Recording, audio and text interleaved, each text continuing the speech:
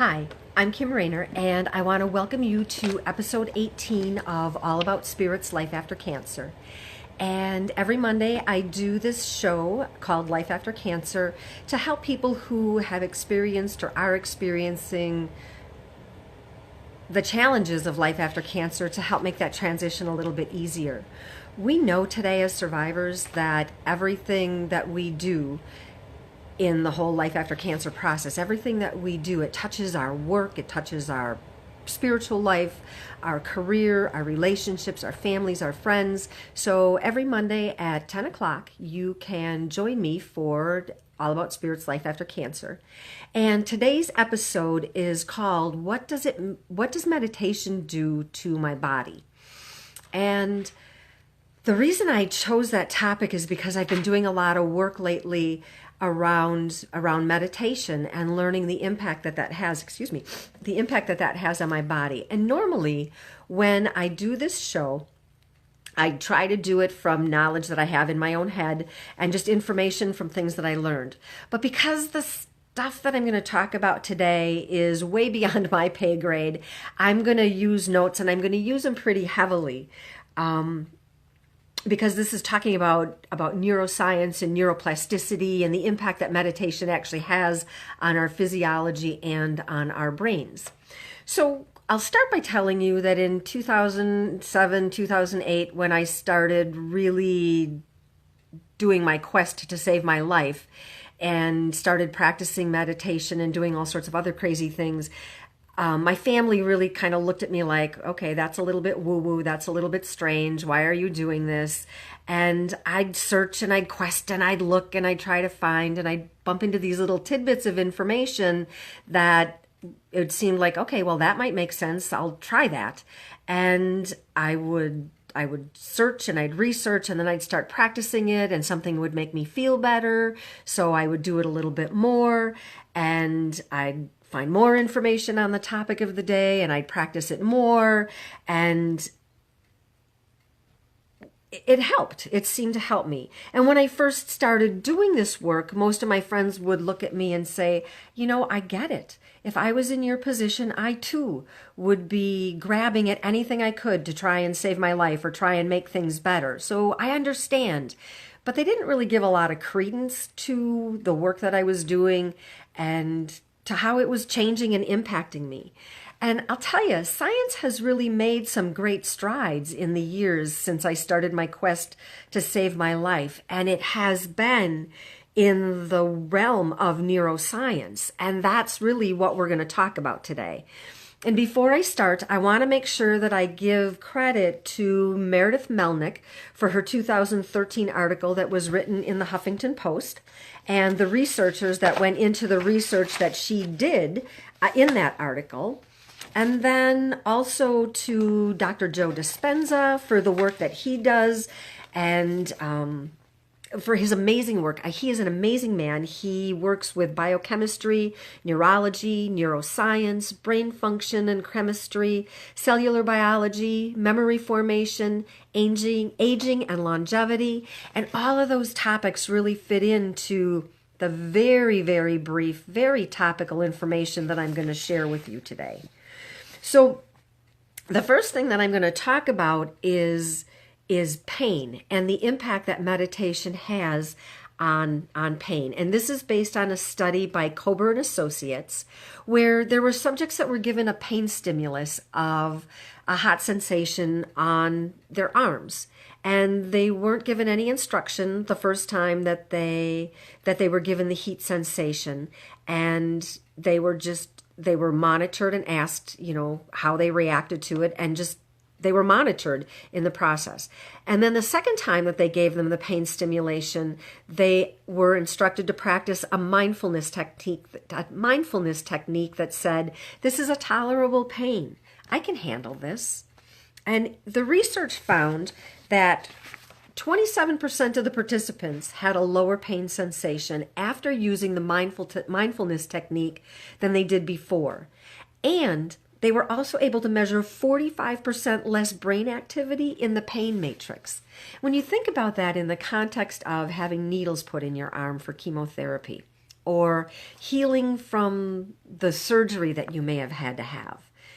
Having that kind of influence over your body, 45%, is significant. And out of that research, they concluded that the mindfulness practice can improve the perception of pain and the actual neuroresponse to pain. And the research was confirmed a lot of times by a lot of different doctors since then. And there was a doctor named Dr. Joshua Grant, and he found that the number of hours that you spend in meditation prior to the experiment, it directly influenced their ability to handle the pain during the experiment. So imagine if you started practicing meditation on a regular basis, what kind of impact that would have the next time you go for your chemo treatment, or the next time you have to go and have some kind of a procedure or process done. If your work that you do prior to the event can lower or influence your pain sensors, why would we not start to take that action instead of just taking the painkiller after the event? One of the other things that they discovered in studying neuroscience and neuroplasticity is that the amygdala is the area that houses or deals with stress or is impacted by stress. And it's a part of the brain where we also store negative emotions. And when we experience a lot of negative emotions, that part of our brain gets more dense, it grows more dense, and it continues to grow more dense the more stress we have. And in research that they've done, they found that people who practice meditation, they show a decrease in that part of the brain during the meditation and then also during stressful moments that follow. So when you think about that, right, if I can meditate and I can get my brain, if I can get my amygdala used to reducing its stress, just by practicing meditation on a regular basis, it will have an impact on me as I go forward on all of the stress that occurs in my life. And, that means that we can alter our stress response. We can alter the way that our brain processes stress going forward from here. And when we alter the impact that stress has on our brain, it also has a role in restructuring the way that our brain functions as a whole. And one of the ways that it does that is by the way we process information and the way our cognitive functions work. And that part of our brain is the prefrontal cortex, right? That's the area where we process new information. And we know that as people age, they have memory problems. That's what science tells us. That's what history tells us. That's what watching people as they get older tells us. And during this research, during these studies, they found that cognitive loss as a result of aging is attributed to the thinning of the prefrontal cortex. And they found that people who meditate who've been practicing meditation for a long time, they don't show that same decline in the thickness of their prefrontal cortex. So imagine if you started meditating today. We have this thing called chemo brain. We have Alzheimer's. We have all these other changes that occur in our bodies and in our brains as a result of aging. Imagine if we started practicing meditation on a daily basis, just for a little while, to say, okay, this might have an impact. We have chemo brain. We know that chemo brain impacts our thinking and impacts our ability to process and reason and just learn new information. So practicing meditation can help with that. And there's also a part of the brain called the hippocampus, and it's made up of a left and a right side, or a left and a right hippocampus. It's actually two different parts. And that's the part of our body that deals with memory and experience. And the hippocampus, it also helps us in dealing with new memories and its response to stress. And they found in the research that having a lot of stress in your life can actually shrink the hippocampus. It actually shrinks that part of the brain. And The hippocampus is also sensitive to the stress hormone called cortisol. That's the stress hormone that helps you increase belly fat. And there were 16 people who worked in a research study, and they took an 8-week mindfulness meditation practice, and it was designed to help reduce stress. It was a stress response training course. And after they completed that training, they found that there was an increase in the concentration of brain matter in the left side of the hippocampus. So actually practicing meditation, what that means is actually sitting and practicing meditation has not only an emotional reaction on your body and on your stress, but it also physically alters the left side of your hippocampus, which reduces stress. So the practice of meditation is so helpful in so many ways. It also affected a part of the brain called the posterior cingulate cortex. And I know these are scientific terms, which is why I'm using notes. That is the part of the brain that is associated with mind wandering and creativity. It also is responsible for self-reflection and how someone assesses how a situation refers to them. And when I think about that in the context of my cancer, right? I was diagnosed with ovarian cancer. Bad prognosis. I'm going to die. That part of my brain gets activated. And that part of my brain is building on the story. It's repeating the story. It's saying, yep, this is what's going to happen. I'm going to have the reality of the ovarian cancer diagnosis. That's going to become my experience. And the process of meditation can interrupt that. The gray matter density in that posterior cingulate cortex, that actually gets increased during the process of meditation, which means that I have the capacity to be more self-reflective. I can assess how this situation is really going to impact me as an individual. I don't have to necessarily buy into the mass consciousness idea that ovarian cancer automatically means death. Meditation also impacts a part of the brain called the temporoparietal junction, and that's associated with perspective taking and empathy. It too shows an increase in gray matter after meditation. And then there is the immune system. And UCLA did a study, and they found that meditation actually decreases the expression of a group of genes that activates the inflammation process. And the inflammation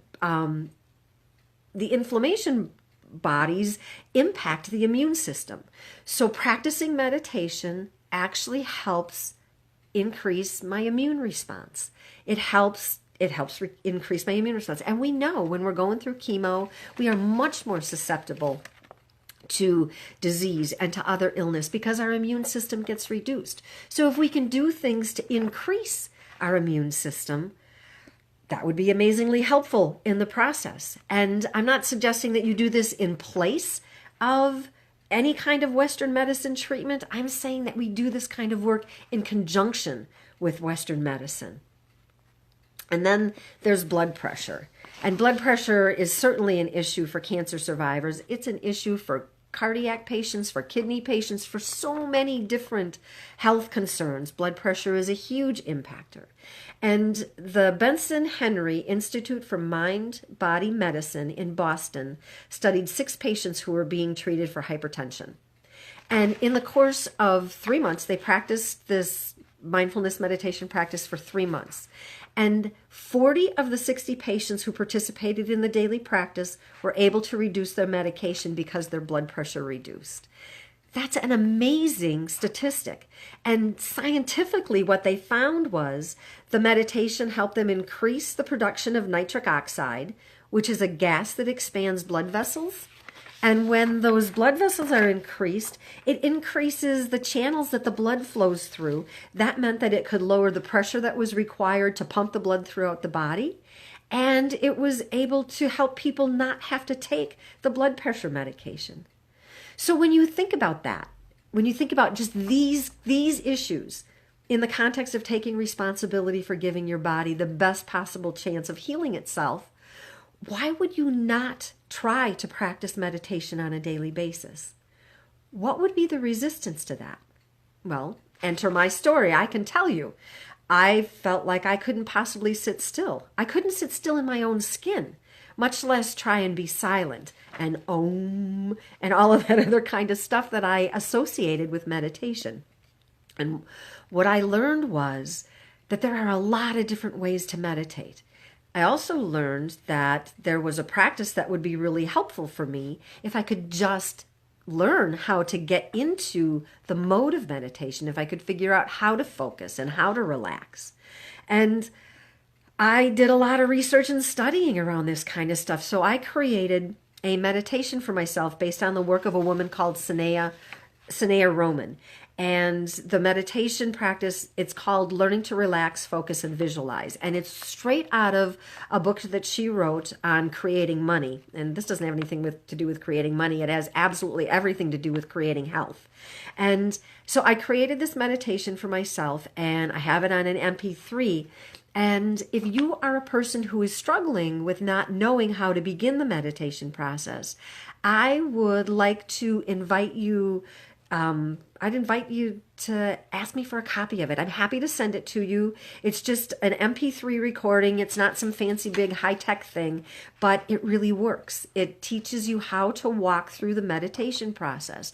It gives you things to do that when your mind starts traveling and going, I shouldn't be thinking about this, I should be thinking about meditating. It gives you something, it gives you a way to focus your mind and a way to start the practice of meditation.